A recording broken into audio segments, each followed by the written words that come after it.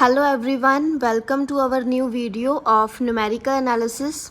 आज की वीडियो में हम लेग्रांजे इंटरपोलेशन को यूज़ करके मिसिंग टर्म को फाइंड करना देखेंगे। ये सेम क्वेश्चन हमने न्यूटन के इंटरपोलेशन फार्मूला के साथ भी किया था और आज हम इस क्वेश्चन को देखेंगे लेग्रांजे इंटरपोलेशन के साथ। इन दोनों में क्या डिफरेंस था लेग्रांजे इंटरपोलेशन और न्यूटन इंटरपोलेशन में, कि जो न्यूटन के इंटरपोलेशन मेथड्स हैं फॉरवर्ड और बैकवर्ड, वो तब यूज़ किए जाते हैं जब हमारे पास इंटरवल्स हैं जो वो सेम होते हैं, जो हमारे पास इनका जो डिफरेंस होता है वो सेम होता है। और लेग्रांजे इंटरपोलेशन हम तब यूज़ करते हैं when the difference is not equal, unequal difference के लिए यूज़ करते हैं। तो इस सम में हमारे पास क्या था, ये डिफरेंस था, तो इसमें न्यूटन का फॉरवर्ड भी लग सकता था और इसमें हम लेग्रांजे भी यूज़ कर सकते हैं।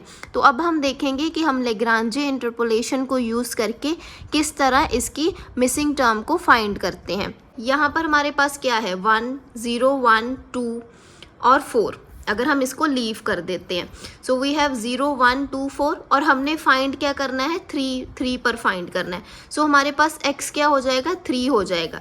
जिस तरह हमने लेग्रांजे इंटरपोलेशन का फॉर्मूला यूज़ करके किसी सम को, हमारी लास्ट वीडियो में हमने एक सम सॉल्व किया था, उसमें हमने x = 10 पर वैल्यू फाइंड की थी और इसमें अब हम x = 3 पर जब वैल्यू फाइंड कर देंगे तो हमारे पास ये वैल्यू आ जाएगी। So it is this much easy. हमने सिर्फ लेग्रांजे फार्मूला को यूज़ करना है।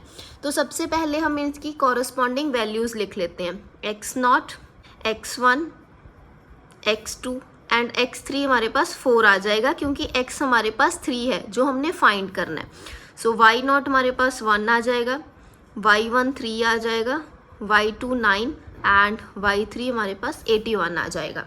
सो now we have the formula.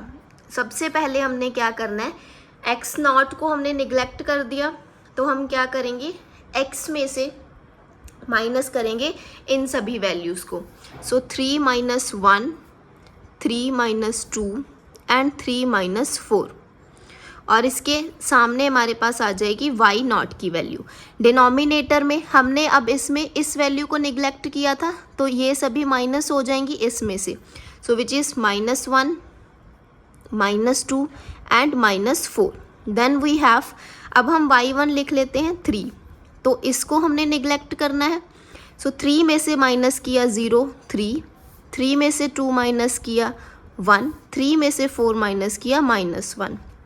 Than denominator में हमारे पास क्या आ जाएगा, इस जो वैल्यू हमने y1 को निगलेक्ट किया था, x1 को निगलेक्ट किया था, उसमें से बाकी सभी वैल्यूज़ को माइनस करना है।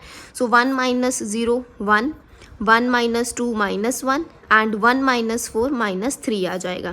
Then we have third, y2 क्या है 9 है, तो x2 हमारे पास 2 है, इसको छोड़कर बाकी सभी वैल्यूज़ को माइनस कर देना है 3 में से। तो 3 - 0 3, 3 - 1 2 एंड 3 - 4 विच इज़ -1।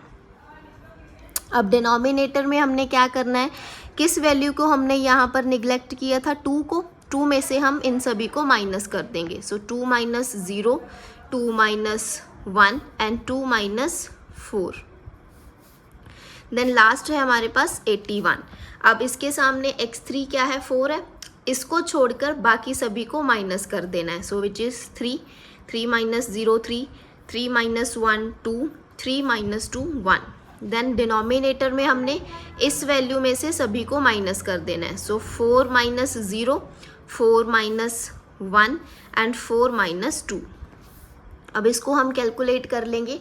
सो 3 - 1 क्या है, ये हमारे पास 2 आ गया, 3 - 2 1 आ गया और ये -1 आ गया। ठीक है, सो 2 के साथ ये 2 कैंसिल हो जाएगा एंड देन 4 रह जाएगा हमारे पास, 1/4 रह जाएगा हमारे पास यहाँ पे। देन आगे 3 के साथ 3 कैंसिल हो जाएगा, यहाँ पर हमारे पास क्या रह जाएगा -3 रह जाएगा और इसमें हमारे पास क्या रह जाएगा, 2 के साथ 2 कैंसिल हो जाएगा, 9 3 = 27, 27 डिवाइड हमारे पास 2 रह जाएगा एंड माइनस माइनस प्लस, सो 27 / 2, 2 के साथ 2 कैंसिल हो जाएगा, 3 के साथ 3 कैंसिल हो जाएगा, 81 / 4 रह जाएगा, 81 / 4 रह जाएगा। अब इन वैल्यूज़ को हम कैलकुलेट कर लेंगे with the help of calculator.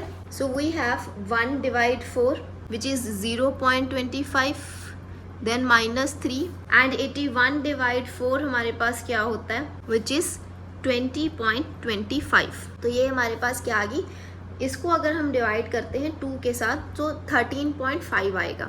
27 divide 2 13.5 आ जाएगा. सो अब हम इनको कैलकुलेट करेंगे तो हमारे पास आंसर आता है 13.5 प्लस अगर हम करते हैं 20.25 विच इज़ 33.75.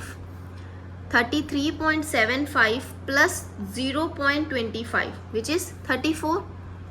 ये हमारे पास 34 आ जाएगा इन सबको प्लस करके एंड माइनस क्या आ जाएगा 3, सो विच इज़ 31.